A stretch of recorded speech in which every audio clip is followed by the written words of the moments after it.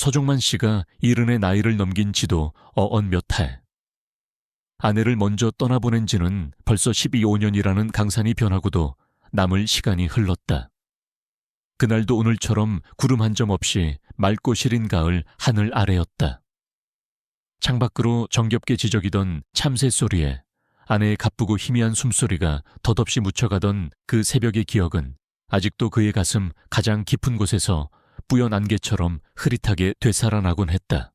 처음 암이라는 그 망할 놈의 단어를 의사에게서 전해 들었을 때보다 싸늘한 병원 복도를 따라 아내가 탄 휠체어를 밀던 자신의 손끝에 남아있던 그 미약한 온기가 서서히 사라져가던 바로 그 순간이 그의 기억 속에는 훨씬 더 무겁고 아프게 남아있었다.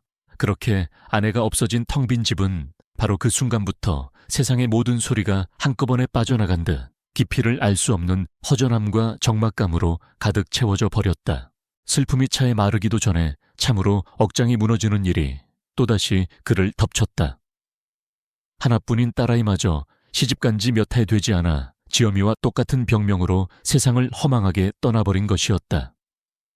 그때 종만은 2번 다시 웃거나 행복해질 수 없을 것 같다는 그 어떤 절망적인 말조차 감히 입 밖에 내지 못한 채 그저 텅 빈 껍데기처럼 장례식장을 나서는 자신의 발끝을 힘없이 질질 끌 뿐이었다.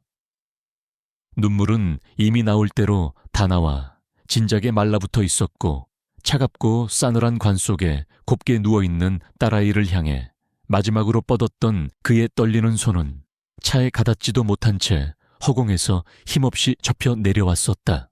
그 뒤로 종만은 더 이상 무언가를 믿거나 기대하는 삶 대신 오직 자신의 2 손으로 부지런히 일하고 지친 몸으로 하루하루를 버텨내는 고단한 날들을 택했다. 새벽 일찍 일어나 트럭에 싱싱한 과일을 가득 싣고 동이 트기도 전에 어두컴컴한 새벽 시장 골목을 누비며 도매로 물건을 넘기는 일을 시작했다. 육중한 바나나 박스를 들어 올릴 때마다 허리에서는 비명과도 같은 끔찍한 통증이 온몸으로 퍼져나갔지만 그는 그것조차 자신이 아직 살아있다는 생생한 증거라 여기며 묵묵히 견뎌냈다. 몸을 이렇게라도 고단하게 만들고 뼛속까지 지치게 하지 않으면 그는 문득문득 밀려드는 아내와 딸아이에 대한 사무치는 그리움과 절망감에 단 하루도 제대로 살아가지 못할 것만 같았다. 아직은 등줄기에 희미하게나마 힘이 남아있을 때, 아직은 북적이는 시장 사람들 속에서 간간히 자신을 알아보고 인사를 건네주는 이가 있을 때 그는 그렇게라도 살아내야만 했다. 그렇게 하루의 무게를 힘겹게 짊어진 채 살아가는 종만에게 사람들은 가끔씩 무심하게 묻곤 했다. 대체 무엇이 그렇게 당신을 살아가게 만들고 있느냐고. 그는 그럴 때마다 아무런 대답도 하지 않았다. 그저 아무 말 없이 낡은 트럭 조수석에 아주 소중하게 항상 놓여있는 빛바랜 딸아이의 사진 한 장과 아내가 마지막까지 손에서 놓지 않았던 낡은 헝겊 손수건 하나의 매무새를 마치 아주 귀한 보물이라도 되는 것처럼 가만히 고쳐 앉힐 뿐이었다. 그것이 그의 유일한 대답이자 그가 살아가는 이유의 전부였다. 그러던 어느 늦여름 장마철의 하루였다.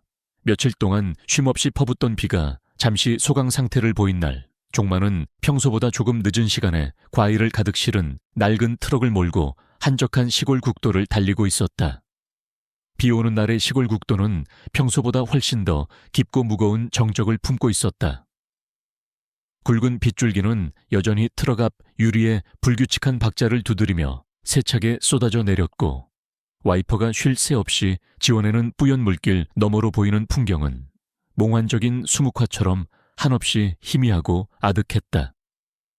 종만은 과일 상자로 가득 찬 낡은 트럭의 핸들을 2 손으로 힘주어 꽉 붙잡은 채 미끄러운 빗길 위를 아주 조심스럽게 지나고 있었다. 바로 그 순간이었다. 어둠을 가르던 전조등 불빛 앞으로 검은 형체의 무언가가 갑자기 도로 한복판으로 불쑥 튀어나왔다. 어억 종만의 가슴이 철렁하며 움찔했고 그의 발이 본능적으로 브레이크 페달을 향했지만 빗물에 젖어 육중해진 트럭의 속도는 생각보다 쉽게 줄어들지 않았다. 짧은 비명소리도 없이 쿵 하는 둔탁하고도 불길한 충격음이 트럭 앞 범퍼를 강하게 때렸다. 핸들을 부여잡은 손이 미쳐 떨릴 틈도 없이 그는 급히 길게 차를 세웠다. 심장이 미친 듯이 방망이질 치고 있었고 온몸의 피가 싸늘하게 식는 듯한 불길한 예감이 엄습했다. 덜덜 떨리는 다리를 간신히 움직여 차에서 내린 그는 빗물이 흥건히 고인 차가운 아스팔트 도로 위에 힘없이 엎어져 있는 검은 물체를 보자마자 그 자리에 그대로 얼어붙는 듯했다. 그것은 자그마한 개 한 마리였다. 작고도 아주 마른 체구였지만 이상하게도 배 부분만이 유독 도드라지게 부풀어 올라 있었다. 가까이 다가가 떨리는 손으로 상태를 확인한 순간 이미 숨은 완전히 끊어져 있는 듯했다. 축 늘어진 몸은 이미 차갑게 식어가고 있었고 미동조차 없었다. 그런데 바로 그때 그 죽은 개의 부풀어 오른 바위 속에서 무언가가 아주 미세하게 꿈틀거리는 것이 느껴졌다. 종마는 순간 멍한 눈으로 그 광경을 바라보다가 몇 차례 고개를 절레절레 흔들었다. 하지만 곧이어 가슴 아주 깊은 곳에서부터 알 수 없는 뜨거운 울컥임이 치밀어 오르는 것을 느끼자 그는 자신도 모르게 그 자리에 무릎을 꿇고 축 처진 개의 사체를 아주 조심스럽게 두 팔로 들어 올렸다. 따뜻한 온기는 이미 사라졌지만 그렇다고 완전히 싸늘하게 식어버리지도 않은 그 작은 몸을 그는 가만히 트럭 짐칸 한쪽에 조심스럽게 눕혀 놓았다. 그리고는 아무런 망설임도 없이 트럭의 방향을 틀어 가장 가까운 동물병원으로 향해 미친 듯이 핸들을 돌렸다. 서울로 향하는 국도를 빗물에 흠뻑 젖은 채 달려가는 그 시간 동안 그의 머릿속은 마치 텅 빈 것처럼 아무런 생각도 떠오르지 않았지만 동시에 이루 말할 수 없이 복잡한 감정들로 뒤엉켜 있었다. 왜 하필이면 저 개가 이 시간에 이 외진 길 위에 나와 있었던 것일까? 그리고 왜 하필이면 그 시간에 자신이 그 길을 지나가고 있었던 것일까? 그는 스스로에게 수없이 억지로 되묻고 싶었지만 그 어떤 대답도 없는 공허한 질문들은 결국 죄책감이라는 무거운 이름으로 바뀌어 그의 어깨를 점점 더 무겁게 짓누르고 있을 뿐이었다. 병원에 도착하자마자 수의사는 종만처럼 그 개가 임신 중이었다는 사실을 단번에 알아차렸고 더 이상 지체할 틈도 없이 죽은 어미개의 배를 가르는 응급 제왕절개 수술이 시작되었다. 종만이 그 개를 병원으로 데려왔다는 이유로 수술 동의서에는 그의 이름이 보호자로 적혔다.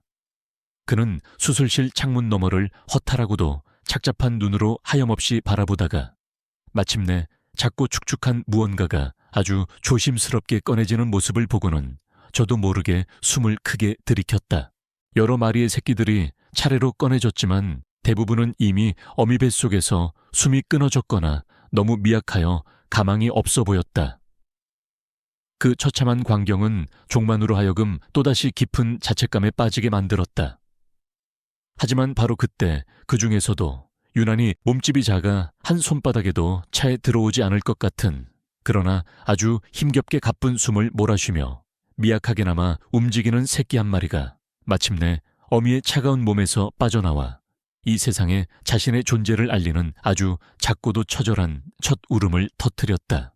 그 순간 종만은 그동안 자신을 짓눌러왔던 무거운 죄책감과 절망감을 아주 조금이나마 내려놓을 수 있었다.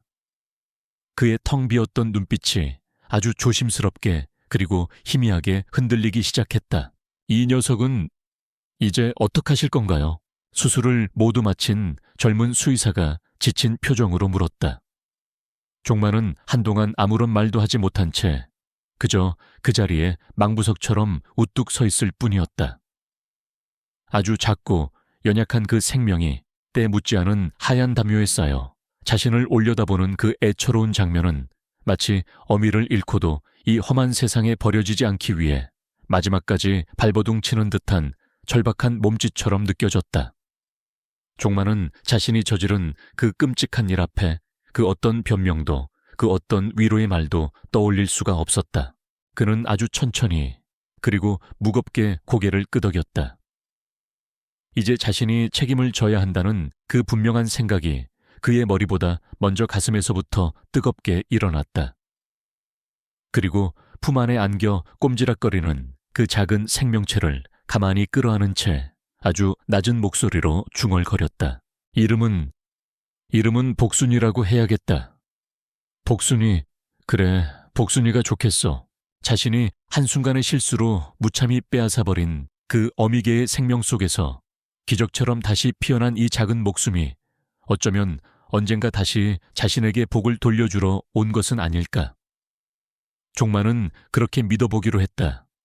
그렇게라도 하지 않으면 그는 이 엄청난 죄책감의 무게를 도저히 감당할 수 없을 것만 같았다. 비 오는 날 낡은 트럭 뒷자리에 실려 자신의 집으로 돌아온 작은 복순이는 집 안색안의 한 구석조차 제대로 차지하기 버거울 만큼 아주 작은 종이 상자에 담긴 채 종만의 그 외롭고 쓸쓸한 집 안으로 처음 발을 들여놓았다.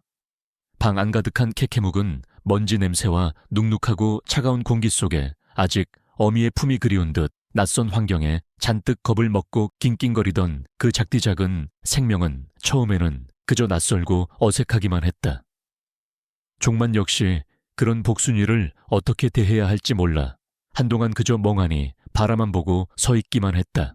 그런데 그날 밤 옅은 잠결에 자신의 이불 끝자락으로 파고들어와 따뜻한 숨을 가만히 불어넣는 그 작고 부드러운 몸뚱이를 느꼈을 때 종만은 아내가 세상을 떠난 뒤로 아주 오랜만에, 아니 어쩌면 처음으로 밤이 그렇게 길지 않다는 생각을 했다. 새벽마다 어김없이 낑낑대며 배고프다는 울음소리를 내고 종종 종만의 발치에 자신의 작은 몸을 말고 누워 새근새근 잠들기 시작한 복순이는 그렇게 아주 조금씩 그리고 아주 천천히 그 집 안에서 더 이상 낯선 손님이 아닌 함께 살아가는 또 하나의 소중한 식구가 되어가고 있었다. 갓 태어난 복순이를 집으로 데려온 첫 며칠 동안 서종만은 마치 갓난아기를 처음 돌보는 초보 아빠처럼 허둥대고 어쩔 줄 몰라 했다. 평생 과일 장사 외에는 해본 것이 없는 투박한 그에게 눈도 제대로 뜨지 못한 이 작은 생명체를 돌보는 일은 생각보다 훨씬 더 어렵고 막막한 숙제였다. 동물병원에서 수의사가 가르쳐준 대로 그는 조심스럽게 아기용 젖병에 따뜻한 분유를 타서 복순이의 작은 입에 물려주었다. 처음에는 젖병을 빨 줄 몰라 낑낑대기만 하던 녀석도 며칠이 지나자 제법 능숙하게 젖병을 빨기 시작했고 그때마다 종만은 저도 모르게 안도의 한숨과 함께 희미한 미소를 지었다. 새벽 일찍 일어나 시장에 나가야 하는 고된 일과 속에서도 그는 하루에도 몇 번씩 복순이에게 분유를 먹이고 배변을 치우고 따뜻한 물수건으로 녀석의 작은 몸을 구석구석 닦아주었다. 잠자리는 혹시라도 추울세라 자신의 낡은 스웨터를 깔아주고 밤에는 녀석이 낑낑거릴 때마다 잠에서 깨어나 살펴야 했다. 마치 그가 아주 오래전 하나뿐인 딸아이를 애지중지 키웠던 그 시절로 다시 돌아간 것만 같았다. 힘들고 고단했지만 이상하게도 종만은 그 모든 과정이 전혀 싫거나 귀찮지가 않았다. 오히려 그는 복순이를 돌보는 그 시간 속에서 아주 오랜만에 느껴보는 어떤 따뜻함과 생기를 되찾고 있는 듯했다. 아내와 딸을 차례로 떠나보내고 텅 빈 집에서 홀로 외롭게 지내왔던 지난 15년의 세월. 그 길고도 어두웠던 시간 속에 복순이라는 이 작은 생명체가 한 줄기 따스한 햇살처럼 스며들어오고 있었던 것이다. 복순이는 종만의 정성 어린 보살핌 속에서 하루가 다르게 무럭무럭 자라났다. 눈을 뜨고 뒤뚱거리며 걷기 시작하고 꼬리를 살랑살랑 흔들며 종만을 졸졸 따라다니기 시작했다. 복순이라는 이름답게 녀석의 온몸에는 복슬복슬하고 부드러운 황금색 털이 탐스럽게 자라났고 동그랗고 까만 눈망울은 영특한 빛으로 반짝였다. 종만은 시장에 다녀올 때면 잊지 않고 복순이가 먹을 만한 부드러운 고기 한 조각이나 작은 간식거리를 사오곤 했다. 트럭에 오를 때도 그는 항상 복순이를 자신의 품에 꼭 안고 조수석에 조심스럽게 옮겨 태웠고 행여나 녀석이 멀미라도 할까봐 평소보다 훨씬 더 천천히 그리고 부드럽게 트럭을 몰았다. 간혹 장사가 잘 되지 않아 속상하거나 혹은 문득문득 밀려드는 외로움에 가슴이 먹먹해지는 날이면 복순이는 마치 그의 마음을 다 안다는 듯이 가만히 다가와 그의 무릎에 자신의 작은 머리를 기대고 낮잠을 자곤 했다. 종만은 그런 복순이의 따뜻한 청화, 고른 숨소리를 느끼며 더없이 큰 위안과 평온함을 얻곤 했다. 그 작고 연약한 생명체가 이제는 그에게 없어서는 안 될 가장 소중한 존재가 되어가고 있었던 것이다. 그러던 어느 날 종만은 거실 한쪽 구석 낡은 자개장 위에 놓인 아내와 딸아이의 빛바랜 사진 앞에 복순이를 데려갔다. 먼지가 뽀얗게 쌓인 액자 유리를 자신의 거친 소매 끝으로 조심스럽게 닦아낸 그는 반쯤 접힌 무릎을 제대로 펴지도 못한 채 그 자리에 조용히 주저앉아 아주 낮은 목소리로 사진 속 아내와 딸에게 말을 건넸다. 여보, 그리고 우리 딸 잘 보고 있지? 이 녀석이 바로 복순이라오. 당신들이 하늘에서 이 늙은이가 너무 외로워 보였던지 이렇게라도 새로운 식구를 보내준 모양이구려. 참 기특하고 예쁜 녀석이야. 당신들도 분명 좋아했을 텐데. 그의 목소리는 작고 희미했지만 그 안에는 사무치는 그리움과 외로움의 끝에서 비로소 다시 찾게 된 작은 온기에 대한 깊은 감사의 마음이 담겨 있었다. 복순이는 마치 그의 말을 알아듣기라도 한 듯 그의 다리에 자신의 작은 몸을 가만히 비비며 애교를 부렸다. 복순이는 단순히 종만의 외로움을 달래주는 존재를 넘어 그를 다시 세상과 연결해주는 다리가 되어주기도 했다. 예전에는 그를 피하거나 무심하게 지나치던 마을 사람들도 영리하고 귀여운 복순이의 등장 이후로는 조금씩 그에게 다시 말을 걸기 시작했다. 시장 어귀에서 나무를 파는 할머니는 복순이를 볼 때마다 삶은 달걀 하나를 건네주었고 젊은 시절 한때 친구였지만 지금은 서먹해진 최노인도 복순이를 핑계 삼아 종종 종만에게 막걸리 한 잔을 청하기도 했다.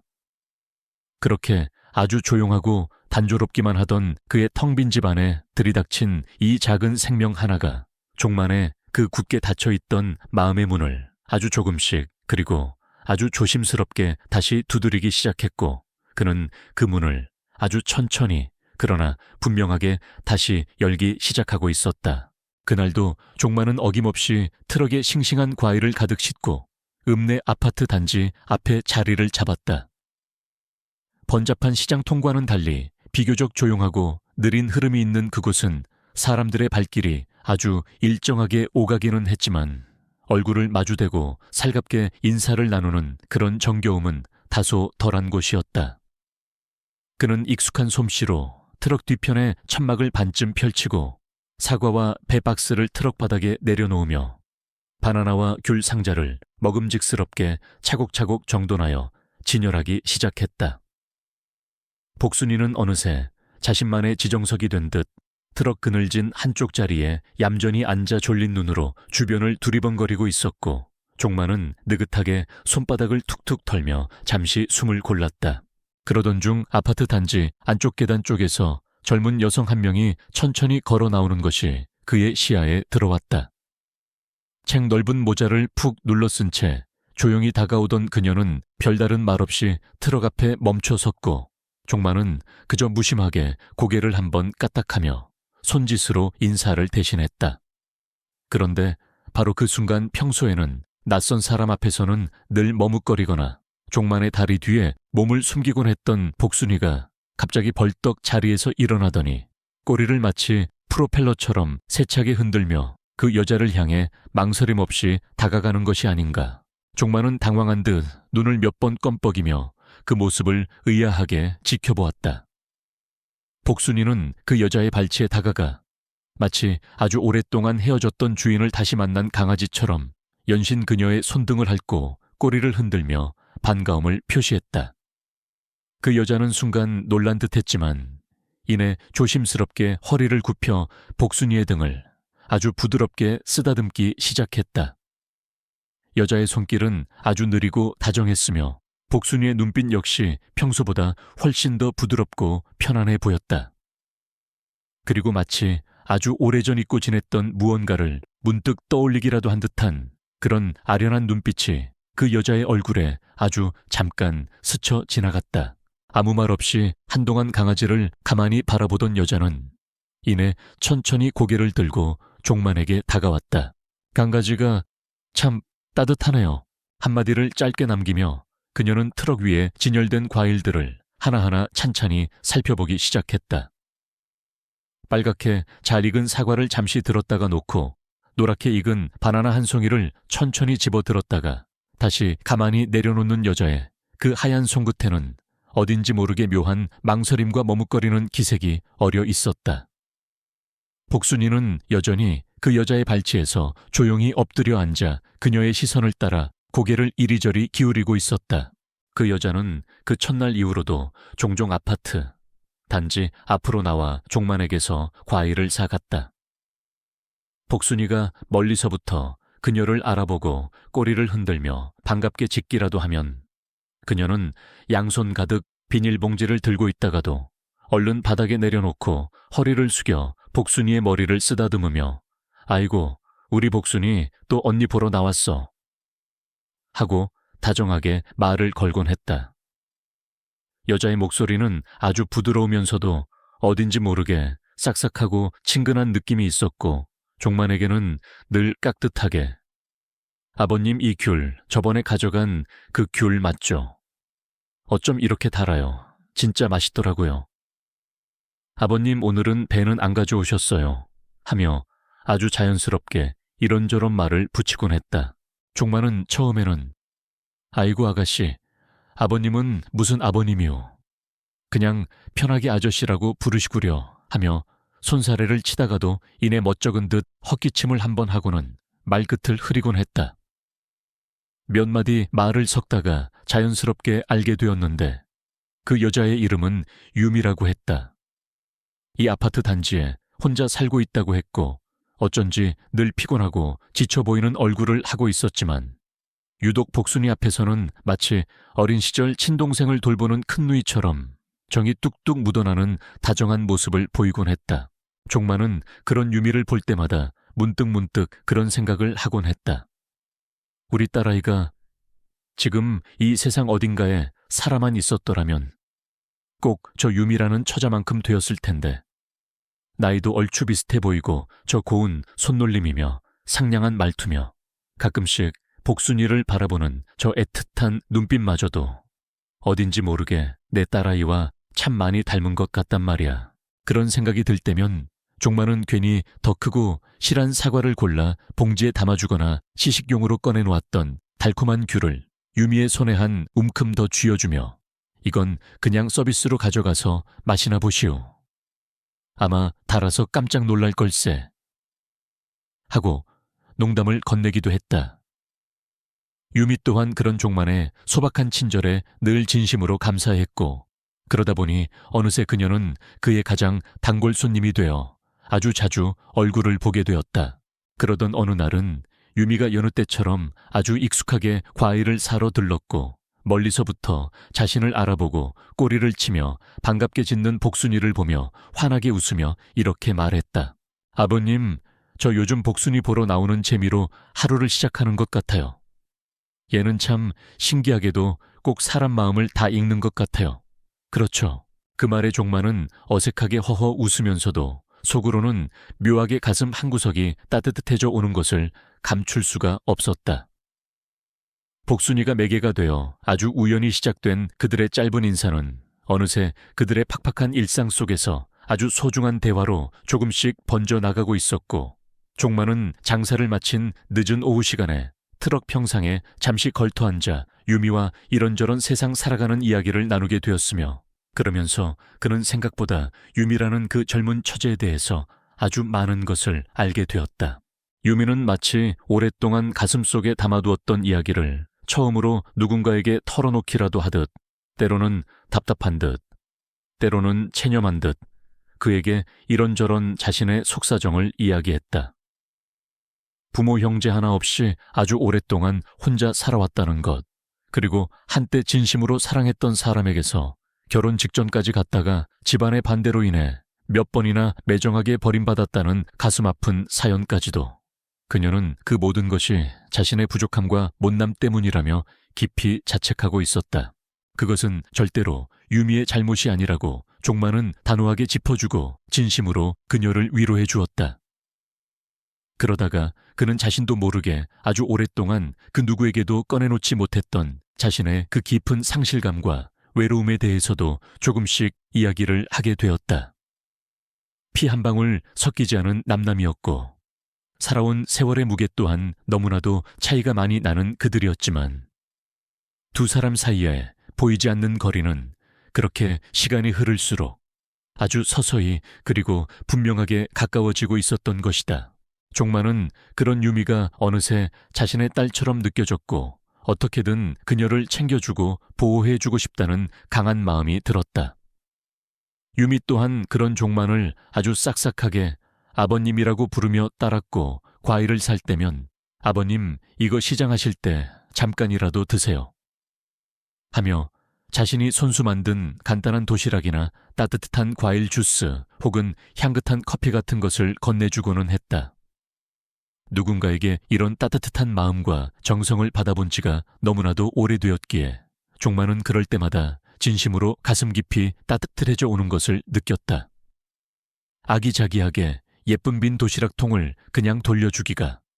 그래서 그는 늘 가장 싱싱하고 맛있는 과일을 따로 빼놓아 그 안에 가득 채워 유미에게 건네주고는 했고 유미는 처음에는 괜찮다며 극구 사양했지만 종만이 이 늙은이 성의를 봐서라도 그냥 받으시게 하고 고집을 부리면 마침내는 기꺼이 받아서 다음번에는 옷가지나 신발 같은 다른 것으로 또 그 마음에 보답하곤 했다.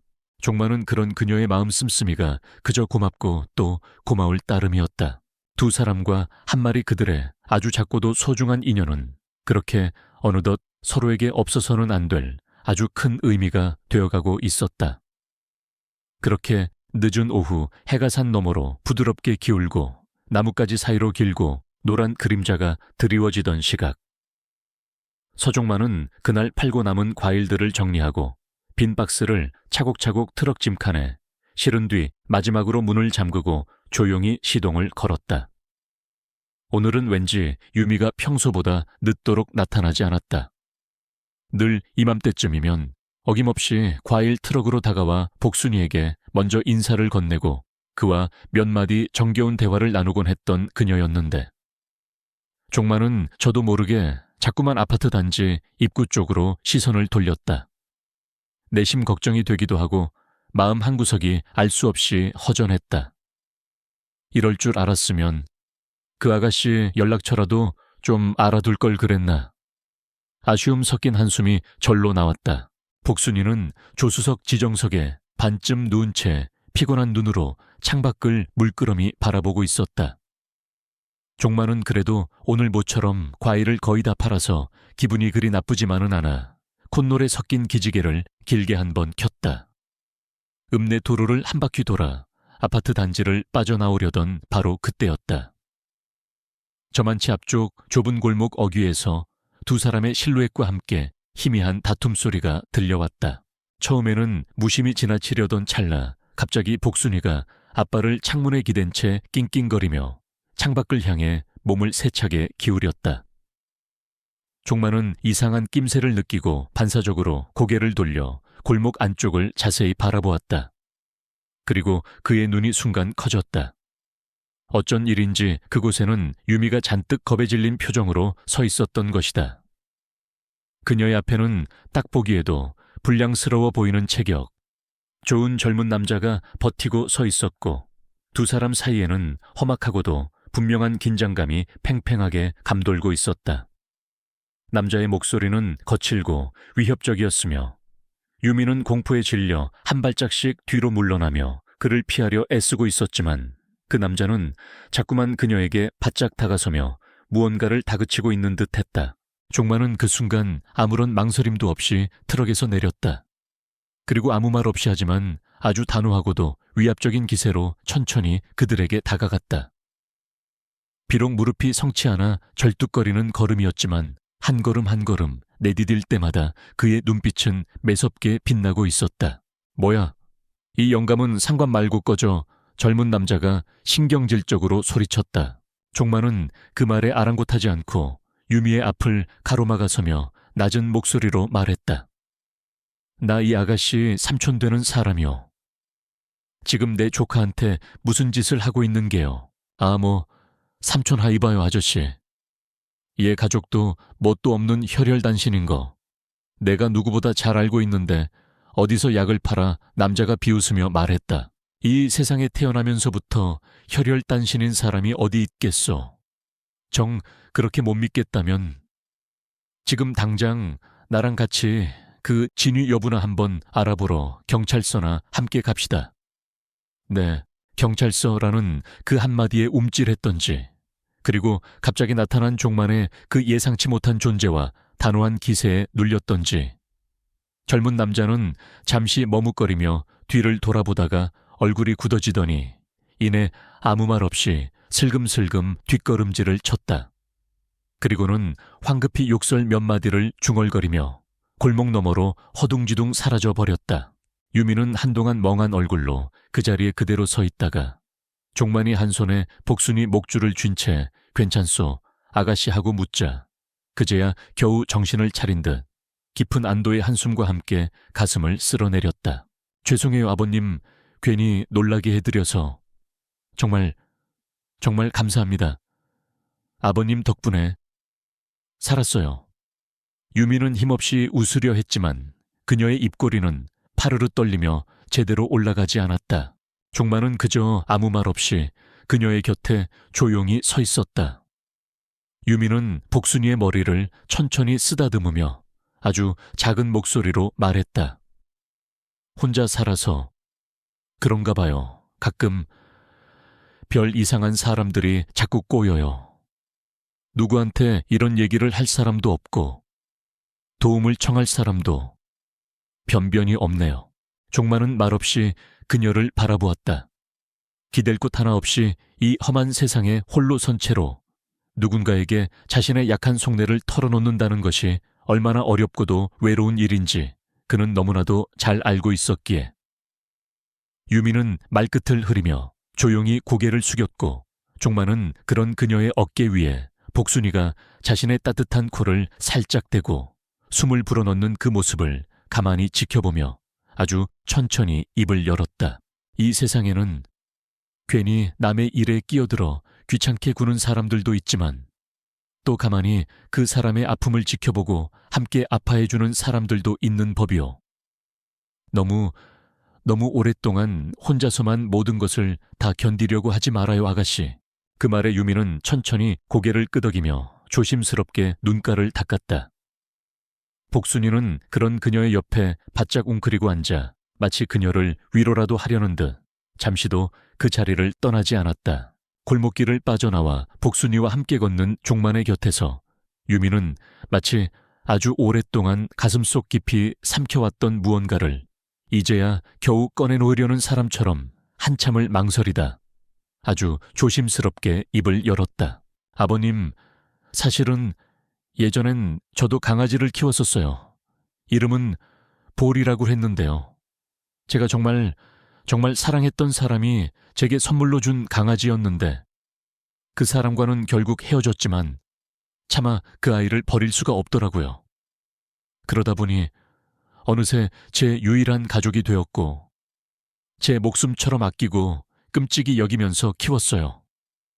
아주 작고 또 말도 잘 듣는 착한 아이였는데 그런데 어느 날 갑자기 사라져 버렸어요.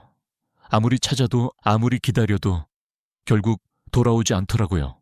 유미의 목소리는 애써 담담해 보이려 했지만 종만은 그 안에 아주 깊고 시린 무력감과 상실감이 짙게 스며 있는 것을 단번에 느낄 수 있었다.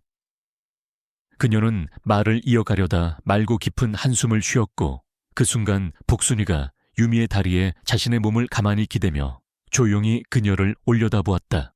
유미는 그런 복순이의 등을 아주 천천히 그리고 부드럽게 쓸어내리며 말을 이었다. 보리를 잃고 나니까요. 이상하게 세상 모든 게 다 무너져 내리는 것 같았어요. 원래도 쭉 혼자 살았지만 그래도 그 아이가 곁에 있을 땐 집에 돌아오면 희미하게나마 불이 켜져 있는 듯한 그런 느낌이 있었거든요. 그런데 그날 이후엔 현관문을 열고 들어가면 그냥 텅 비어 있었어요. 아무도 없구나. 아, 내가 정말로 혼자구나. 그런 생각이 들면 숨이 턱턱 막히곤 했어요. 그래서 새로운 강아지를 다시 들여볼까도 생각했지만 도저히 그 아이의 빈자리를 다른 누군가로 채울 자신이 없더라고요. 종마는 그저 아무 말 없이 고개만 끄덕이며 유미의 말을 조용히 들어주었다. 그 어떤 섣부른 위로나 충고 같은 말은 떠오르지도 않았고 또 하고 싶지도 않았다. 오히려 그보다는 자신이 아주 오래전에 잃어버렸던 사랑하는 아내와 딸아이의 그 커다란 빈자리가 지금 유미가 겪고 있는 그 처절한 상실감과 아프게 겹쳐지는 듯한 기분에 잠겨 그저 말없이 그녀와 함께 걷기만 했다. 그날 이후 두 사람은 굳이 많은 말을 하지 않아도 서로를 아주 조금씩 더 이해하게 되었고 그렇게 함께 동행하는 날들이 점점 더 잦아졌다. 유미는 종만의 낡은 과일 트럭이 저 멀리서 보이기만 해도 환하게 손을 흔들며 달려왔고 종만은 그런 그녀를 위해 복순이의 목줄을 다정히 건네준 뒤 유미가 평소에 가장 좋아하던 새콤달콤한 귤을 한아름 챙겨 그녀의 손에 쥐어주고는 했다. 복순이는 마치 두 사람 사이에 사랑스러운 큐피드라도 되는 것처럼 그들 사이를 즐겁게 오가며 때로는 유미의 무릎에 자신의 얼굴을 부비며 애교를 떨었고 또 때로는 종만의 다리 곁에 자신의 작은 몸을 웅크리고 앉아 꾸벅꾸벅 졸기도 했다. 그 모습은 어느덧 그 누구에게도 더 이상 낯설거나 어색하지 않은 아주 자연스럽고도 평화로운 일상이 되어가고 있었다.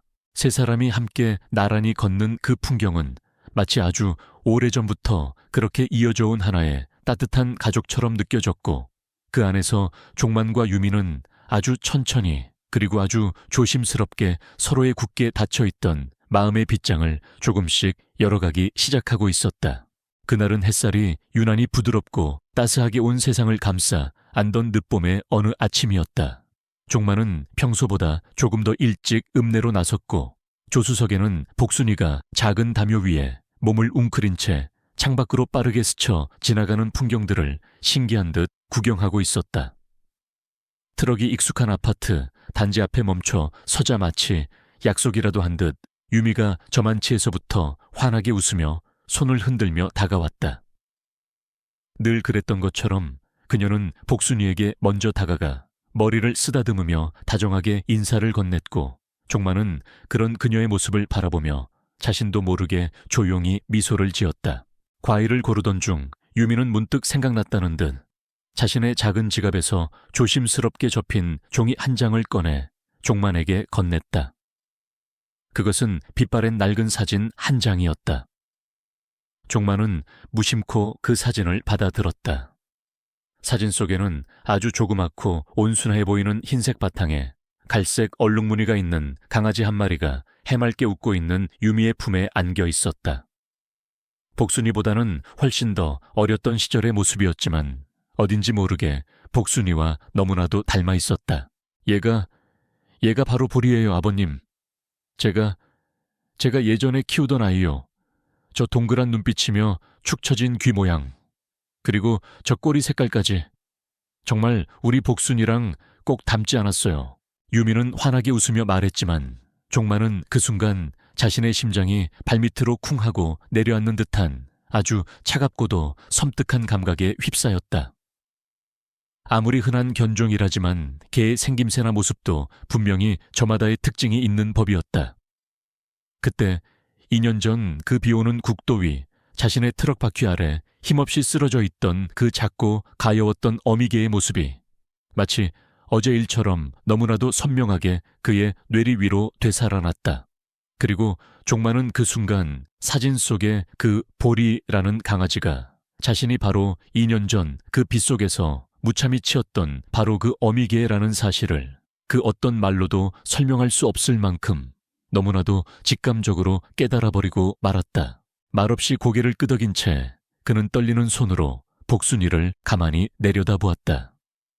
그리고 다시 유미의 손에 들린 그 사진 속 강아지를 바라보았다. 종마는 순간 너털웃음을 지으며 아무렇지도 않게 넘기려 했지만 그의 심장은 이미 걷잡을 수 없이 요동치고 있었다. 유미는 그런 그의 속마음을 아는지 모르는지 사진을 다시 조심스럽게 접어 넣으며 복순이의 등을 연신 부드럽게 쓰다듬고 있었다. 그날 이후 종만의 머릿속은 온통 복잡한 생각들로 가득 찼다. 이 끔찍한 사실을 과연 유미에게 말해야 하는 것일까, 아니면 이대로 영원히 모른 척해야 하는 것일까? 자신도 그날 얼마나 놀랐고 당황했으며 또 죽어가던 그 어미개를 살리기 위해 곧바로 병원으로 데려갔고, 그리고 기적처럼 살아남은 이 복순이를 어떻게 지금까지 애지중지 키워왔는지까지 생각하면 결코 자신이 그 상황을 외면하거나 방치했던 것은 아니었다. 하지만 만약 그 죽은 어미개가 정말로 유미의 그토록 소중했던 보리였다면, 그렇다면 결국 자신이 유미에게 평생 씻을 수 없는 깊은 고통과 상실감을 안겨준 장본인이라는 죄책감과 절망감이 그의 마음 아주 깊숙한 곳으로 무겁게 가라앉고 있었다. 그날 이후 서종만의 마음은 하루도 편할 날이 없었다. 유미가 보여주었던 그 빛바랜 사진 한 장, 그 안에 담겨 있던 복순이와 너무나도 닮아있던 그 작은 강아지 보리의 모습은 마치 날카로운 가시처럼 그의 양심을 끊임없이 찔러댔다. 자신이 2년 전 그 빗속 국도에서 무참히 치어 죽게 했던 바로 그 어미개가 유미가 그토록 애지중지 키웠던 반려견이었다는 그 끔찍한 진실. 그리고 지금 자신의 곁에서 아무것도 모른 채 천진난만하게 꼬리를 흔들고 있는 이 복순이가 바로 그 보리의 하나뿐인 새끼라는 이 기막힌 운명의 장난 앞에서 그는 매일 밤 깊은 죄책감과 번민으로 잠을 이룰 수가 없었다. 말해야 하나, 아니면 이대로 영원히 가슴속에 묻어두어야 하나. 그는 수없이 고민하고 또 고민했다. 만약 이 모든 사실을 유미에게 털어놓는다면 그녀가 받게 될 충격과 상처는 감히 상상조차 할 수 없었다. 이제 겨우 서로에게 마음을 열고 부녀처럼 정을 나누기 시작한 그들의 소중한 인연이 한순간에 산산조각 나버릴지도 모르는 일이었다. 하지만 그렇다고 이 무거운 비밀을 평생 가슴에 안고 아무것도 모르는 유미를 계속해서 속이며 살아갈 자신 또한 없었다. 그것은 너무나도 비겁하고 이기적인 행동처럼 느껴졌다. 그도 가족을 잃은 아픔을 누구보다 잘 알고 있었다. 아내와 딸을 차례로 떠나보내고 텅 빈 집에서 홀로 외로움과 싸워야 했던 그 지독한 시간들. 만약 유미가 자신의 그 소중했던 보리가 어떻게 세상을 떠났는지 그 진실을 알게 된다면 그녀는 자신을 결코 용서하지 못할 것이었다. 어쩌면 증오하게 될지도 몰랐다. 며칠을 그렇게 괴로운 번민 속에서 보낸 끝에 종만은 마침내 아주 어렵고도 힘든 결정을 내렸다. 그는 유미에게 모든 것을 솔직하게 고백하기로 마음먹었다. 그것이 그녀에게는 더 큰 상처가 될지라도, 그리고 그 결과로 자신이 그토록 소중하게 생각하는 이 인연을 영원히 잃게 될지라도 그는 더 이상 진실을 외면하거나 숨길 수가 없었다. 그것은 인간으로서, 그리고 한때나마 그녀에게 아버지 같은 존재이고 싶었던 사람으로서 마땅히 해야 할 최소한의 도리라고 생각했다. 그날도 해가 저물녘 종만은 평소처럼 과일 트럭 뒤편 평상에 유미와 마주 앉아 있었다. 복순이는 두 사람의 발치에 조용히 엎드려 꾸벅꾸벅 졸고 있었다. 종만은 한참을 망설이다 아주 어렵게, 그리고 떨리는 목소리로 입을 열었다. 유미 아가씨, 내가 아가씨에게 꼭 해야 할 말이 있어. 아주 어렵고도 미안한 이야기요. 유미는 갑작스러운 그의 진지한 표정과 낮은 목소리에 다소 놀란 듯 고개를 갸웃거리며 그를 바라보았다. 네 아버님, 무슨 말씀이신데요? 편하게 하세요. 종만은 마른 입술을 몇 번 달싹이다. 이내 눈을 질끈 감고 그날의 끔찍했던 기억을 힘겹게 꺼내놓기 시작했다. 실은 내가 말이오, 한 2년 전쯤 되었을게요. 비가 아주 많이 쏟아지던 어느 늦어름 밤이었는데 내가 과일을 싣고 한적한 시골 국도를 달리고 있었소. 그런데 갑자기 도로 한복판으로 개 한 마리가 뛰어들었고 내가 미처 피하지 못하고 그만 그의 목소리가 점점 더 떨려왔고 말끝은 흐려졌다. 유미는 여전히 영문을 모르겠다는 표정으로 그의 다음 말을 기다리고 있었다. 그 개는 그 자리에서 바로 숨을 거두었소. 그런데 그 개가 뱃속에 새끼를 베고 있었던 모양이오. 내가 황망한 마음에 어찌할 바를 모르다가 그래도 혹시나 하는 마음에 급히 근처 동물병원으로 데려갔었지.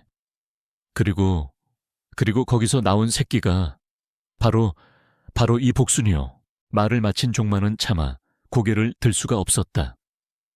자신이 그토록 아끼고 소중히 여겨온 이 복순이와의 첫 만남이 사실은 유미에게는 평생 씻을 수 없는 깊은 상실과 고통의 순간이었다는 그 잔인한 진실 앞에 그는 그저 입술을 질끈 깨물 뿐이었다. 유미는 순간 충격으로 눈이 커졌지만 애써 침착함을 유지하려 하며 아무 말 없이 그의 말을 끝까지 듣고 있었다. 종만은 솔직하게 모든 것을 이야기하면 어쩌면 유미가 자신을 이해해주고 용서해줄지도 모른다는 아주 신락 같은 기대를 했던 것인지도 몰랐다.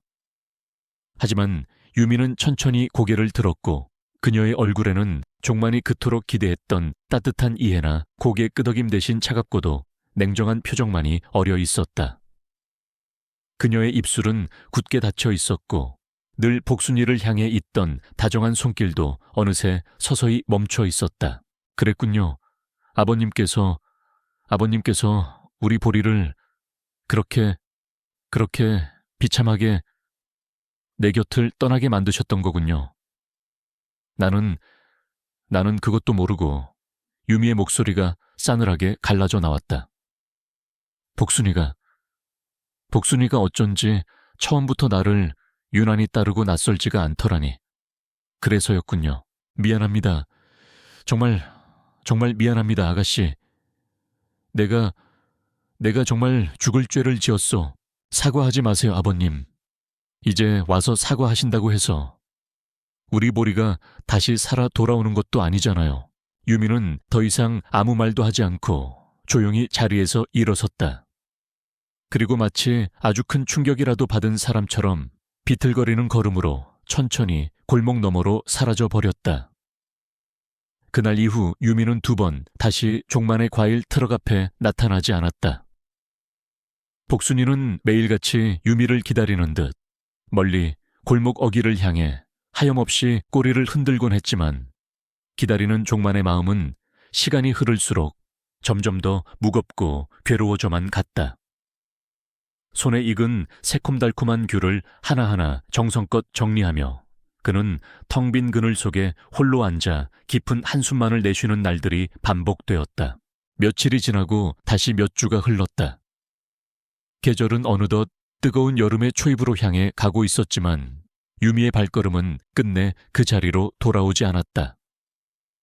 그렇게 또다시 몇 달이라는 시간이 속절없이 흘러갔고 종만은 자신이 이제 2번 다시 딸 같았던 유미를 볼 수 없을지도 모른다는 그 절망적인 생각에 가슴 한구석이 텅 비어버린 듯한 깊은 상실감에 휩싸이곤 했다. 차라리 그때 그냥 말하지 않는 편이 더 나았을까. 나도 가족을 잃은 그 지독한 고통을 누구보다 잘 알고 있는데 어쩌면 그녀에게는 차라리 모르는 것이 약이었을 수도 있었는데 내가 왜 이리 경솔하고 어리석게 굴었던 것일까? 아니야. 그래도 솔직하게 모든 것을 말한 것이 옳았을 거야. 다 알고 있으면서도 끝까지 숨기는 것은 그녀를 기만하는 것이나 다름없는 일이니까. 그는 그렇게 몇 번이고 자신의 마음을 고쳐먹고 다잡으려 애썼지만 유미의 그 차갑고도 실망 가득했던 마지막 눈빛을 떠올릴 때마다 그의 가슴은 여전히 무겁게 짓눌려왔다. 그는 유미의 얼굴을 단 한 번만이라도 다시 보고 진심으로 아주 진심으로 미안하다는 그 말 한마디만이라도 꼭 다시 전하고 싶었다. 그는 복순이를 품에 꼭 안고 아주 오랜만에 유미가 살던 그 아파트 단지로 향했다.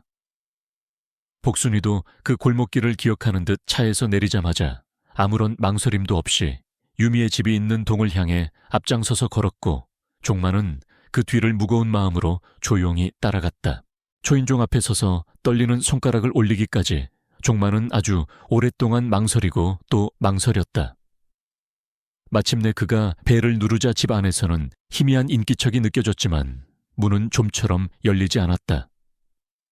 종만은 조심스럽게 다시 한번 벨을 눌렀고 이번에는 안쪽에서 현관문 걸쇠가 덜컥하고 움직이는 소리와 함께 유미의 아주 낮고도 단호한 목소리가 들려왔다. 돌아가세요. 더는 찾아오지 마세요. 다시는 아버님을 보고 싶지 않습니다. 그 한마디가 마치 날카로운 비수처럼 종만의 가슴을 깊이 찔렀다.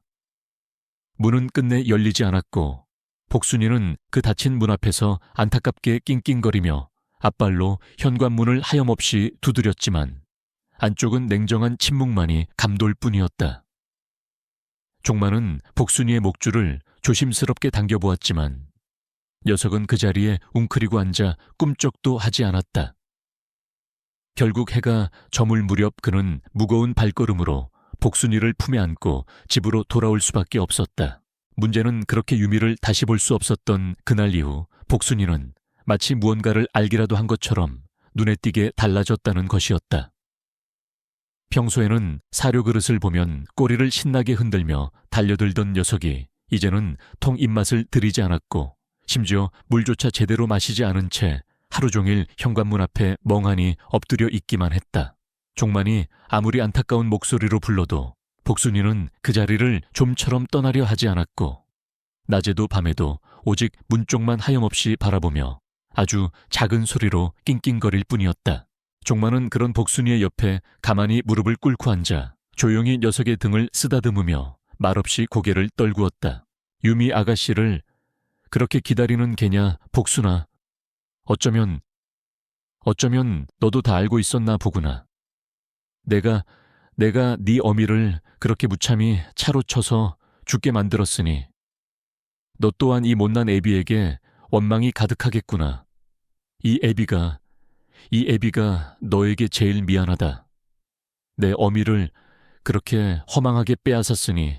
그의 목소리는 더없이 쓸쓸했고 말끝이 차에 닿기도 전에 그의 눈시울이 어느새 벌겋게 물들어 있었다. 복순이는 그런 그를 위로라도 하려는 듯 가만히 그의 손등을 핥아주었고 종만은 새삼 복순이를 힘껏 끌어안으며 뜨거운 눈시울을 불켰다. 그날 밤 종만은 거실 한 구석에 놓인 아주 오래된 책장 위아래와 딸아이의 빛바랜 사진 앞에 하염없이 앉아 있었다. 액자 유리를 자신의 거친 소매로 조심스럽게 닦아낸 그는 두 손을 공손히 모아 무릎 위에 올려놓고 아주 오랫동안 아무 말 없이 있다가 마치 간절한 기도를 올리듯 아주 낮고도 처절한 목소리로 속삭였다. 여보, 그리고 우리 딸아, 내가 또 누군가를 아프게 하고 다치게 했나보. 내 하나뿐인 딸아이를 꼭 닮았던 그 착한 아가씨가 이제 겨우 사람답게 웃기 시작했었는데 이 못난 내 손으로 그 아이의 여린 마음을 또 그렇게 갈기갈기 찢어버리고 말았소. 이제 정말 이 지긋지긋한 삶을 그만 살아야 하는 걸까요, 더는? 더는 그 누구에게도 이런 깊은 상처를 주지 말아야 하는데 살면 살아갈수록 도무지 씻을 수 없는 죄만 자꾸 늘어나는구려. 그의 그 처절한 말은 허공으로 흩어지는 바람처럼 힘없이 흘러갔고 사진 속의 아내와 딸은 여전히 아무런 대답 없이 그저 온화한 미소만을 머금고 있을 뿐이었다. 그날 밤 종만은 거실 차가운 바닥에 등을 기댄 채 잠도 들지 못한 채로 하염없이 시간을 보냈고 복순이는 여전히 현관문 앞을 떠나지 못한 채 아주 작은 숨소리만 내며 그 깊고 어두운 밤을 함께 지새우고 있었다. 고백으로 인해 모든 것이 부서져 버린 마음들 위로 절망의 그림자가 더욱더 짙게 드리워지고 있었다. 유미가 종만의 삶에서 흔적도 없이 사라진 후 시간은 무심하게 흘러갔다. 하루가 일주일이 되고 다시 한 달, 그리고 또 한 달이 지나 계절은 어느덧 늦여름의 끝자락을 지나 싸늘한 가을로 접어들고 있었다. 종만은 여전히 매일 새벽 동이 트기도 전에 일어나 트럭에 과일을 싣고 읍내로 향했지만 그의 마음은 예전과 같지 않았다. 유미를 만나기 전 아내와 딸을 잃고 홀로 살아왔던 그 길고 외로운 시간보다 어쩌면 지금이 더 견디기 힘든 절망의 시간처럼 느껴졌다. 그때는 그저 막연한 상실감과 그리움뿐이었다면 지금은 거기에 더해 유미에 대한 깊은 죄책감과 자기 혐오까지 더해져 그의 어깨를 더욱 무겁게 짓누르고 있었기 때문이었다. 복순이 역시 예전에 그 활기차고 애교 많던 모습을 완전히 잃어버렸다. 사료도 억지로 몇 알 먹는 둥마는 둥했고 종만이 아무리 살갑게 말을 걸고 쓰다듬어 주어도 그저 멍하니 허공만 바라보거나 현관문 앞에 웅크리고 앉아 미동도 하지 않는 날이 대부분이었다. 녀석 역시 유미를 간절히 기다리고 있는 것이 분명했다. 그리고 어쩌면 자신 때문에 어미를 잃고 또 그 어미를 죽게 만든 장본인이 바로 자신이라는 사실을 어렴풋이나마 느끼고 있는 것인지도 몰랐다. 복순이의 그 생기 잃은 눈망울을 볼 때마다 종만은 가슴이 미어지는 듯한 아픔을 느껴야만 했다. 그날도 종만은 평소처럼 과일 상자를 가득 실은 낡은 트럭을 몰고 읍내 병원으로 향했다. 병원 지하 물류창고에 차를 대고 사과와 배 박스를 하나하나 힘겹게 옮기고 있던 그에게 병원 식당에서 식자재를 관리하는 중년의 남자가 다가와 반갑게 인사를 건넸다. 그는 종종 종만에게서 직원들 간식용 과일을 대량으로 구매하곤 했던 안면이 있는 사람이었다. 아이고, 서 사장님, 오랜만입니다. 그동안 잘 지내셨습니까? 허허, 김 선생 아니시오. 나는 늘 똑같지요 뭐. 그나저나 오늘은 웬일로 여기까지 다 나오셨소? 아, 오늘 저희 식당에 과일이 좀 떨어져서요. 사장님 과일이 제일 싱싱하고 맛이 좋아서 직접 좀 사러 왔습니다. 혹시 오늘 배 좋은 것 좀 들어온 거 있습니까? 두 사람은 그렇게 한동안 이런저런 안부를 주고받으며 과일 이야기를 나누었다. 김 선생이 배 한 상자를 골라 값을 치르고 트럭에 실으려던 바로 그때 그가 무심코 종만에게 툭 던진 한마디가 종만의 심장을 그대로 꿰뚫어 버렸다. 그런데 서 사장님 혹시 그 유미 아가씨라고 기억하십니까? 예전에 사장님 트럭 앞에서 자주 과일 사가던 아주 예쁘고 마음씨 착한 아가씨 말입니다. 그 아가씨가 요즘 통 보이질 않던데 혹시 무슨 일이라도 있는 건 아닌지 모르겠습니다. 종만은 순간 손에 들고 있던 사과 박스를 하마터면 바닥에 떨어뜨릴 뻔했다. 유미. 그토록 애타게 그리워하고 또 미안해했던 그 이름. 유미. 아가씨요. 그 아가씨가. 왜요 혹시?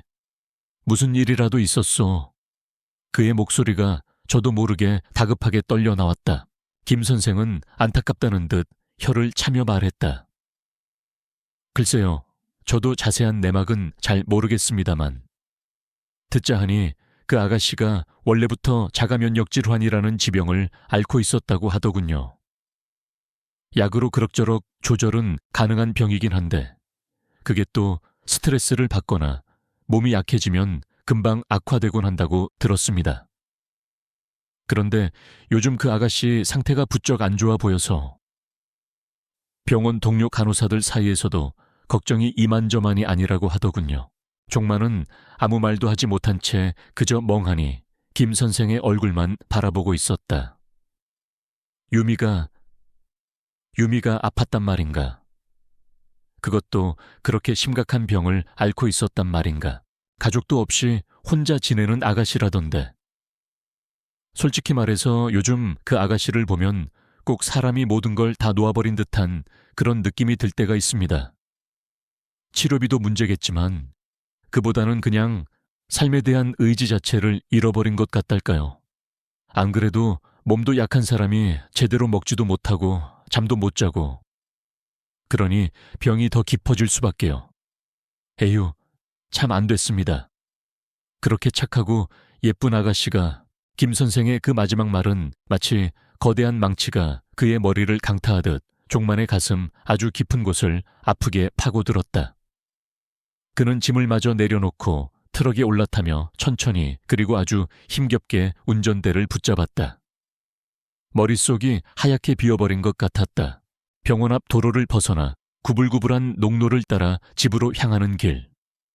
복순이는 여전히 조수석에 얌전히 누워 창밖만 바라보고 있었지만 종만은 평소와는 달리 라디오도 켜지 않은 채 그저 묵묵히 도로만 응시하고 있었다.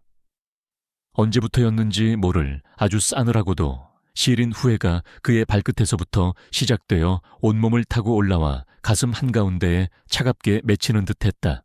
그는 결국 신호등 앞에서 잠시 트럭을 멈춘 채 두 눈을 질끈 감았다. 차창 너머로 저물어가는 가을 햇살이 아주 희미하고도 쓸쓸하게 쏟아져 내리고 있었고 그는 아주 깊고도 무거운 숨을 들이쉰 뒤 자기 자신에게 아주 조용히 그러나 너무나도 분명하게 말했다. 내가 또 한 사람을, 내 소중한 인연을 그렇게 허망하게 잃을 수는 없지.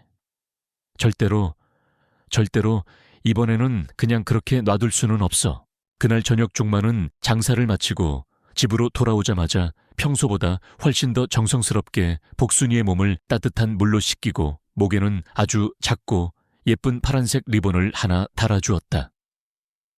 복순이는 아주 오랜만에 주인의 그런 다정한 손길을 느껴서인지 혹은 무언가를 예감이라도 한 것처럼 반가움과 기대감이 뒤섞인 눈빛으로 꼬리를 살랑살랑 흔들었다. 종만은 그런 복순이를 말없이 한참 동안 바라보다가 조수석 문을 열어 아주 조심스럽게 안아 태우고는 천천히 다시 시동을 걸었다. 달빛이 희미하게 내리기 시작한 어두컴컴한 골목길을 따라 그는 다시 유미가 살던 그 낡은 아파트로 향했다. 전에 그토록 초라하게 걸었던 그 계단 전에 그토록 절망적으로 멈춰섰던 그 현관문 앞, 그리고 예전과 똑같이 아주 조용히 서서 초인종을 누르며 복순이의 목줄을 감아쥔 그의 손에는 아주 미세한 떨림이 일고 있었다. 이번에는 제발 문이 열리기를, 그리고 무언가가 다시 시작될 수 있기를. 그는 처음으로 그 굳게 닫힌 문 앞에서 아주 작고도 간절한 목소리로 속삭였다. 유미 아가씨, 나요. 종만 영감이요. 제발 부탁이니 단 한 번만이라도 내게 다시 한번 기회를 주구려. 복순이가 우리에게 이어준 이 소중한 인연을 내가 이렇게 허망하게 잃고 싶지가 않아서 그런다오. 한참 동안 아무런 인기척도 없었다. 그는 거의 포기하려던 참이었다. 그런데 바로 그때 아주 작은 소리와 함께 현관문 안쪽에서 무언가가 덜컥하고 움직이는 소리가 들려왔다. 그리고 아주 천천히 아주 힘겹게 굳게 닫혀 있던 현관문이 열리기 시작했다. 문틈 사이로 드러난 유미의 모습은 종만이 지난 몇 달 동안 상상했던 것보다 훨씬 더 심각했다. 한때 생기 넘치고 아름다웠던 그녀의 얼굴은 이제 종이장처럼 창백하고 야위어 있었고 깊게 팬 다크서클과 텅 빈 눈동자는 그녀가 얼마나 깊은 절망과 고통 속에서 홀로 힘겨운 시간을 보내왔는지를 여실히 보여주고 있었다. 작은 방 안은 커튼 한 자락도 제대로 거치지 않은 채 온통 무겁고 탁한 공기로 가득 차 있었고 햇살조차 제대로 스며들지 못한 실내는 마치 시간마저 완전히 멈춰버린 듯한 깊은 절망감에 잠겨 있었다. 방 안의 낡은 가구들 위에는 먼지가 하얗게 내려앉아 있었고 방구석에는 언제 마셨는지 모를 말라붙은 컵 하나가 나뒹굴고 있었으며 그 방 한가운데에 유미는 마치 세상 모든 것을 다 잃어버린 사람처럼 힘없이 웅크리고 앉아 있었다. 문이 열리는 소리에 그녀는 깜짝 놀란 듯 고개를 들었고 복순이를 품에 꼭 안은 채 문 안으로 조심스럽게 들어서는 종만을 보고는 경계심과 당혹감이 뒤섞인 눈빛으로 물었다. 왜 또 오셨어요, 제가 분명히 다시는 찾아오지 말라고 말씀드렸을 텐데요. 그녀의 목소리는 심하게 갈라져 있었고 그 안에는 깊은 원망과 슬픔이 배어 있었다. 종만은 문 안쪽에 가만히 서서 잠시 복순이를 바닥에 내려놓은 뒤 아주 조용히 입을 열었다. 내가 내가 유미 아가씨의 그 소중했던 가족 보리를 그렇게 허망하게 잃게 만들었다는 그 죄. 내가 평생을 짊어지고 살아가야 할 십자가라는 거 아주 잘 알고 있어. 나라고 어찌 그날의 그 끔찍했던 기억을 단 한순간이라도 잊고 살았겠소. 그는 벽에 등을 기댄 채 잠시 눈을 감았다가 다시 뜨며 말을 이었다. 그의 입술은 죄책감과 미안함으로 파르르 떨리고 있었다. 하지만 아가씨, 그날 그 비오는 도로 위에서 정말로 내가 선택할 수 있는 것은 아무것도 없었소. 그저 어쩔 수 없는 사고였을 뿐이오. 그 말밖에는 내가 아가씨에게 해줄 수 있는 말이 없어. 정말 미안하오. 침묵이 흘렀다. 종마는 천천히 방 안을 한번 둘러보다가 그녀가 웅크리고 앉아있는 작은 탁자 앞에 다가가 조용히 무릎을 꿇었다. 복순이는 어느새 그 틈을 비집고 유미의 곁으로 다가가 그녀의 차가운 손등에 자신의 따뜻한 코를 비비며 조용히 그녀를 올려다보고 있었다. 종마는 다시 한번 힘겹게 입을 열었다. 그렇지만 마리오 아가씨, 그 아이가, 그 보리가 남긴 이 복순이가 이렇게 살아남았소. 그리고 이 녀석이 나를 살렸소. 아내와 딸을 잃고 그저 죽지 못해 하루하루를 의미 없이 흘려보내던 이 못난 늙은이를 이 작은 녀석이 다시 살고 싶다는 마음을 갖게 만들었단 말이오. 그리고 말이오, 지금은 이 아이가 어쩌면 내가 앞으로 살아가야 할 유일한 이유가 되어야 하지 않겠나. 그런 생각이 들어서 그래서 내가 오늘 이렇게 아가씨를 다시 찾아온 것이오. 종마는 두 주먹을 자신의 무릎 위에 올려놓은 채 깊이 고개를 떨구며 가쁜 숨을 내쉬었다. 보리는 유미 아가씨에게 둘도 없는 소중한 가족이었겠지. 그리고 내가 한순간의 끔찍한 실수로 그 모든 것을 한순간에 망가뜨려버렸고 그건 내가 아가씨에게 아무리 사죄하고 또 사죄해도 결코 되돌릴 수 없는 일이요. 하지만 복순이는 이제 우리 두 사람 모두의 가족이요. 유미 아가씨를 처음 만났을 때부터 나는 아가씨를 보면 자꾸만 내 곁을 떠나버린 내 딸아이가 생각나서 내내 마음이 쓰였소. 혹시라도 바람이 있다면 이 못난 늙은이가 유미 아가씨의 아버지가 되어서라도 아가씨 옆에 있어주고 싶소. 아가씨를 지켜주고 싶소. 내가 내 하나뿐인 딸아이를 제대로 지켜주지 못해서 평생을 후회와 죄책감 속에서 살아왔는데 복순이가 이렇게 어렵게 이어준 유미 아가씨와의 이 소중한 인연만큼은 내가 무슨 일이 있어도 꼭 지켜주고 싶어서 그런다오. 그렇게라도 이 늙은이가 살아갈 수 있게 살아갈 이유를 만들어주고 싶어서 그래서 내가 오늘 이렇게 염치불구하고 다시 찾아온 것이오. 그의 그 진심 어린 말에 유미는 끝내 고개를 들지 못했다. 그녀의 야윈 어깨가 아주 서서히 그리고 가늘게 떨리기 시작했고 그녀의 무릎 위에 힘없이 얹혀있던 손등 위로 마침내 조용한 눈물방울 하나가 툭 하고 떨어졌다. 그것은 눈물이었다. 그동안 애써 삼키고 또 삼켜왔던 그 모든 슬픔과 외로움 그리고 절망의 눈물.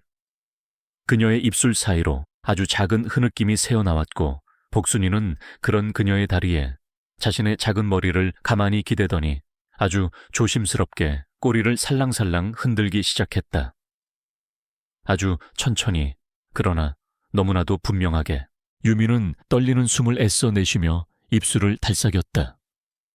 그리고 아주 오랫동안 망설이다 마침내 아주 작은 목소리로 말했다. 아무도 내 곁에는 없고 또 아무도 나를 필요로 하지 않고 찾지 않겠지만 그래도 저 이 세상에서 조금만 더 살아보고 싶어요. 모든 것을 다 잃어버렸지만 그래도 다시 한번 살고 싶은데 저 같은 사람도 정말 그럴 만한 가치가 있을까요? 그녀의 그 한마디는 너무나도 작고 낮았지만 그 방 안에 모든 무겁고 탁한 공기를 한순간에 바꾸어 놓을 만큼 아주 깊고도 절절한 울림을 남겼다.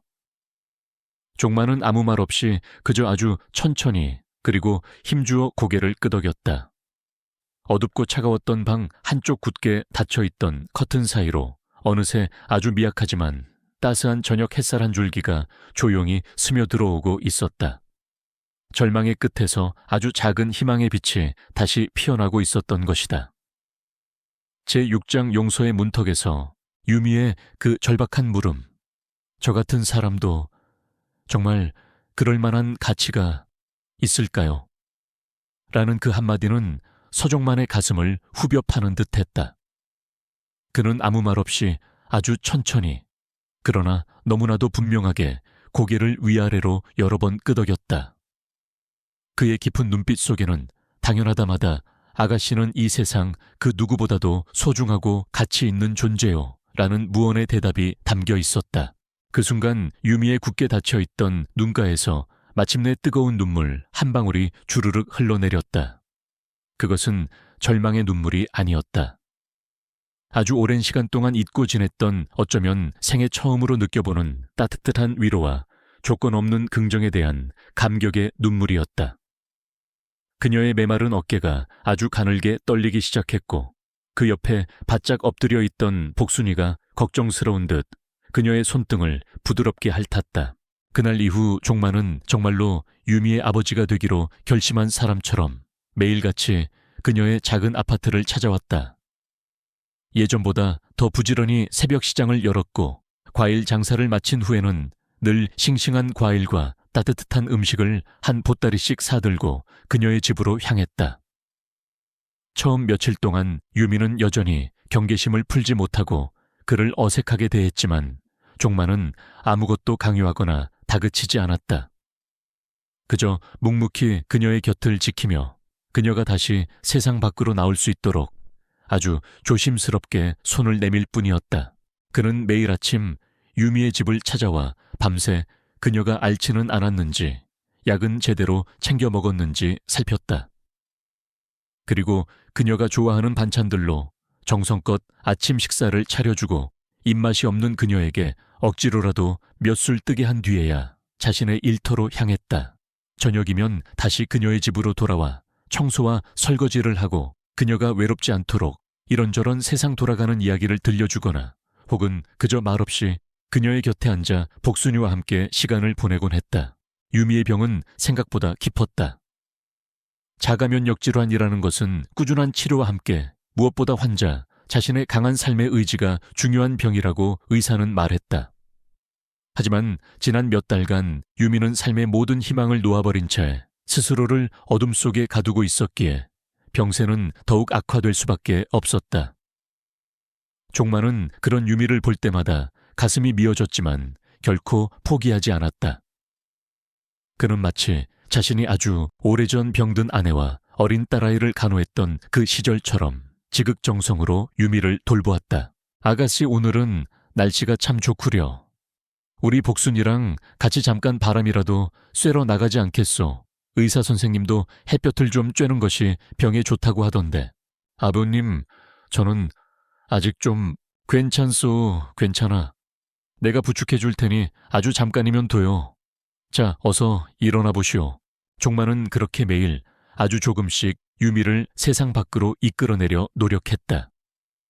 처음에는 집 앞 골목길을 아주 잠깐 함께 걷는 것부터 시작해서 점차 공원 산책로를 따라 복순이와 함께 햇볕을 쬐는 시간을 늘려나갔다. 유미는 여전히 말이 없었고 표정도 어두웠지만 그래도 종만의 그런 따뜻한 보살핌과 복순이의 해맑은 재롱 속에서 아주 미미하게나마 삶의 온기를 다시 느끼기 시작하는 듯 했다. 특히 복순이는 유미의 곁을 단 한순간도 떠나려 하지 않았다. 그녀가 소파에 힘없이 누워있을 때면 녀석은 조용히 다가와 그녀의 발치에 자신의 작은 몸을 기대고 가만히 잠이 들곤 했다. 그녀가 창밖을 보며 깊은 한숨을 내쉴 때면 녀석은 마치 그녀의 마음을 다 안다는 듯이 그녀의 손등에 자신의 따뜻한 코를 비비며 위로를 건네는 듯했다. 그 작고 연약한 생명체가 뿜어내는 순수하고도 조건 없는 사랑은 유미의 그 꽁꽁 얼어붙었던 마음을 아주 조금씩 그리고 아주 천천히 녹여내리고 있었다. 시간이 흐르면서 유미의 얼굴에도 서서히 생기가 돌기 시작했다. 창백하기만 하던 볼에 희미하게 혈색이 돌아왔고 늘 어둡고 침울했던 눈빛에도 아주 가끔이지만 작은 반짝임이 스치고 지나갔다. 그녀는 종만이 정성껏 차려주는 음식을 예전보다는 조금 더 잘 먹기 시작했고 밤에 잠을 설치는 횟수도 점차 줄어들었다. 그리고 무엇보다 큰 변화는 그녀가 아주 조금씩이지만 다시 말을 하기 시작했다는 것이었다. 어느 날 저녁 종만이 여느 때처럼 유미의 집에서 저녁 식사를 함께 하고 있을 때였다. 그날따라 유미는 종만이 만들어준 따뜻한 호박죽을 평소보다 훨씬 더 맛있게 먹고 있었다. 아버님, 이 호박죽 정말 맛있네요. 어릴 적에 돌아가신 저희 할머니께서 자주 해주시던 바로 그 맛이랑 똑같아요. 종만은 그 말에 자신도 모르게 숟가락을 든 채 잠시 멈칫했다. 유미가 지금 자신에게 아버님이라고 부른 것이었다.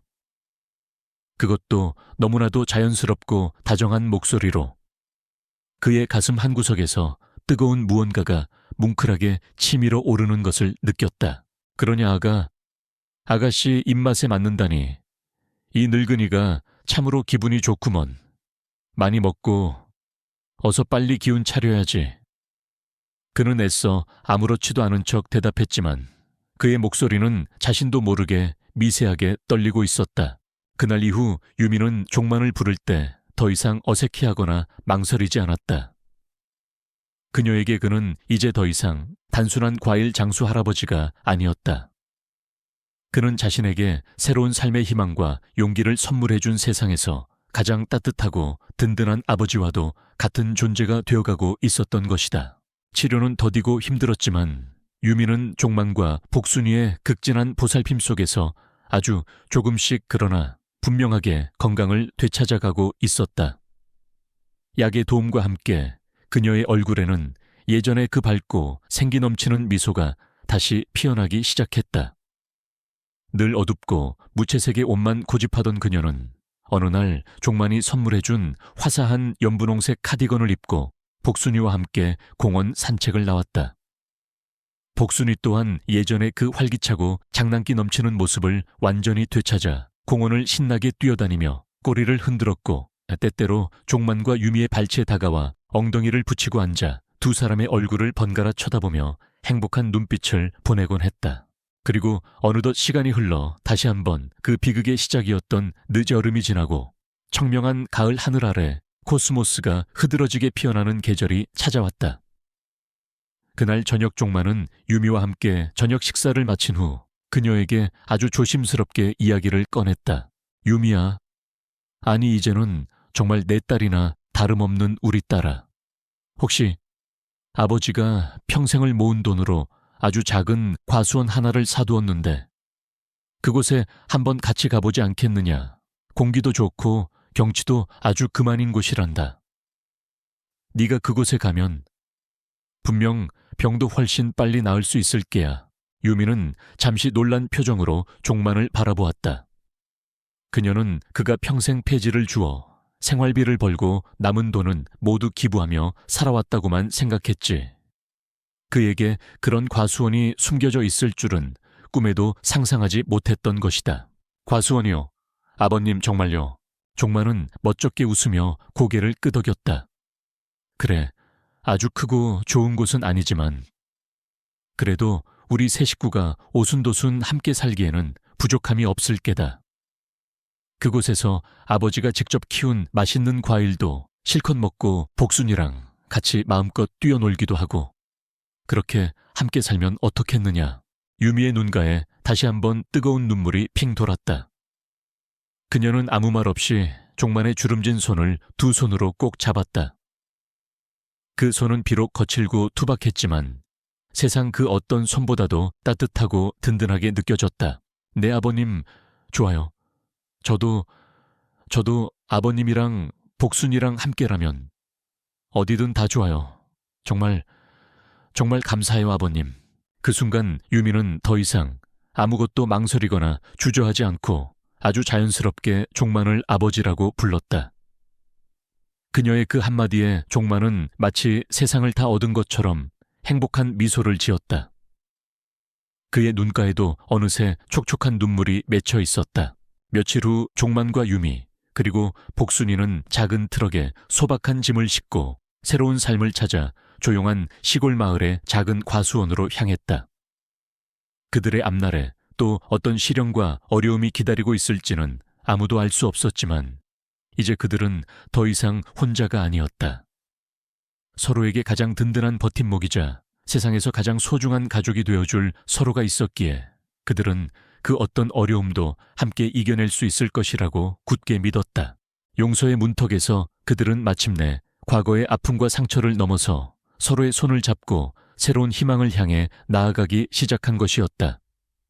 그들의 발걸음이 머무는 곳마다 따스한 햇살과 함께 사랑의 향기가 가득 피어오르고 있었다. 서종만과 유미 그리고 복순이가 함께 도착한 시골의 작은 과수원은 마치 세상의 모든 시름과 번잡함이 닿지 않는 듯한 아주 평화롭고 아늑한 풍경 속에 자리 잡고 있었다. 과수원 입구에는 종만 농원이라는 소박한 팻말이 걸려 있었고 그 뒤로는 사과나무, 배나무, 복숭아나무 등 수십 그루의 과일나무들이 줄지어 심어져 있었다. 아직은 이른 봄이라 앙상한 가지만 남아 있었지만 자세히 살펴보니 가지 끝마다 작고 귀여운 꽃망울들이 올망졸망 맺혀 곧 다가올 찬란한 봄의 향연을 예고하고 있었다. 과수원 한쪽에는 아담한 농가주택 한 채가 자리 잡고 있었다. 겉모습은 다소 낡고 허름해 보였지만 마당에는 잘 가꾸어진 작은 텃밭이 있었고 처마 밑에는 풍경이 매달려 바람이 불 때마다 맑고 청아한 소리를 냈다.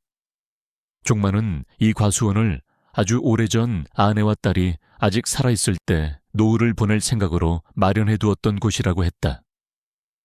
하지만 그들이 갑작스럽게 세상을 떠난 후 그는 차마 이곳에 홀로 들어와 살 용기가 나지 않아 오랫동안 비워두고 있었다고 했다. 자, 여기가 이제부터 우리 세 식구가 함께 살아갈 새로운 집이란다, 유미야. 그리고 복순아, 너도 이제부터 이 넓은 마당에서 마음껏 뛰어놀 수 있겠구나. 종만의 목소리에는 아주 오랜만에 느껴보는 설렘과 기대감이 가득 담겨 있었다. 유미 역시 눈앞에 펼쳐진 아름답고 평화로운 풍경에 감탄하며 자신도 모르게 입가에 옅은 미소를 지었다. 복순이는 이미 신이 나서 넓은 마당을 이리저리 뛰어다니며 꼬리를 흔들고 있었다. 그들은 함께 힘을 합쳐 낡은 농가주택을 깨끗하게 청소하고 소박하지만 아늑한 보금자리로 꾸며나가기 시작했다. 종만은 유미에게 과일나무를 가꾸는 법과 텃밭에 채소를 심는 법을 하나하나 가르쳐 주었고 유미는 서툴지만 열심히 그의 가르침을 따랐다. 그녀는 난생 처음 흙을 만지고 씨앗을 뿌리는 그 모든 과정이 신기하고 즐거웠다. 때로는 실수도 하고 넘어지기도 했지만 그럴 때마다 종만은 너털웃음을 터뜨리며 그녀를 격려해 주었고 복순이는 그들 곁을 맴돌며 재롱을 부렸다. 낮에는 함께 과수원 일을 하고 저녁이면 마루에 나란히 앉아 멀리 서산으로 넘어가는 아름다운 저녁 노을을 바라보며 도란도란 이야기를 나누었다. 종만은 유미에게 자신의 젊은 시절 이야기와 지금은 하늘나라에 있는 아내와 딸아이에 대한 그리움을 담담하게 털어놓았고 유미 역시 그동안 누구에게도 쉽게 말하지 못했던 자신의 아픈 과거와 외로웠던 시간들에 대해 조심스럽게 이야기하기 시작했다. 그들은 서로의 상처를 공유하고 위로하며 아주 조금씩 그리고 아주 천천히 서로에게 더욱더 깊이 다가가고 있었다. 특히 유미의 건강은 하루가 다르게 눈에 띄게 좋아졌다. 맑고 깨끗한 시골 공기와 규칙적인 생활, 그리고 무엇보다 종만의 정성 어린 보살핌과 복순이의 조건 없는 사랑 속에서 그녀의 얼굴에는 예전의 그 밝고 건강한 혈색이 다시 돌아오기 시작했다. 그녀는 더 이상 밤마다 악몽에 시달리거나 이유 없는 불안감에 휩싸이지 않았고 아침이면 지저귀는 새소리에 기분 좋게 잠에서 깨어나 종만과 함께 아침 식사를 준비했다. 그녀의 웃음소리가 집안에 다시 울려 퍼지기 시작했고 그 웃음소리는 종만에게 그 어떤 값비싼 보약보다도 더 큰 힘과 위안을 주었다. 복순이 역시 이 새로운 환경에 완벽하게 적응한 듯 매일같이 넓은 과수원을 제 집처럼 뛰어다니며 종만과 유미의 사랑을 독차지했다. 녀석은 아침이면 제일 먼저 일어나 종만의 방문을 긁으며 아침 인사를 했고 낮에는 유미가 텃밭에서 일하는 동안 그녀의 곁을 그림자처럼 따라다녔으며 저녁이면 두 사람의 발치에 편안하게 엎드려 잠이 들곤 했다. 그 작고 사랑스러운 생명체는 이제 그들 두 사람에게 없어서는 안 될 그 무엇과도 바꿀 수 없는 소중한 가족의 일원이 되어 있었다. 시간이 흘러 과수원의 과일나무들이 하나둘씩 탐스러운 열매를 맺기 시작할 무렵 종만은 유미에게 아주 특별한 제안을 했다. 유미야, 아니 이제는 정말 내 딸이나 다름없는 우리 딸아. 혹시 이 아비랑 같이 작은 과일 가게라도 한번 해보지 않겠느냐? 우리가 직접 키운 이 싱싱하고 맛있는 과일들을 우리 손으로 직접 사람들에게 팔아보는 것도 아주 큰 보람이 있을 것 같구나. 네 생각은 어떠냐? 유미는 잠시 놀란 표정을 지었지만 이내 환하게 웃으며 고개를 끄덕였다. 네 아버님 정말 좋은 생각이에요. 저도 아버님과 함께라면 뭐든지 다 잘할 수 있을 것 같아요. 그렇게 그들은 과수원 근처 작은 읍내 장터에 아주 작고 소박한 과일 가게를 열었다. 가게 이름은 복순이네 과수원이라고 지었다. 종만은 매일 새벽 자신이 정성껏 키운 과일들을 트럭에 싣고 가게로 향했고 유미는 환한 미소와 상냥한 말씨로 손님들을 맞이했다. 처음에는 과연 장사가 잘 될까 걱정도 했지만 그들의 진심과 정성은 금세 입소문을 타기 시작했고 얼마 지나지 않아 복순이네 과수원은 읍내에서 가장 인심 좋고 과일 맛 좋기로 소문난 가게가 되었다. 사람들은 종종 그들의 관계를 궁금해하며 물었다. 아니, 저 젊고 예쁜 아가씨가 정말 사장님 따님이십니까? 두 분이 어쩜 그리도 보기 좋게 잘 어울리시는지요? 그럴 때마다 종만은 그저 허허 웃으며 대답했다. 네, 그렇습니다.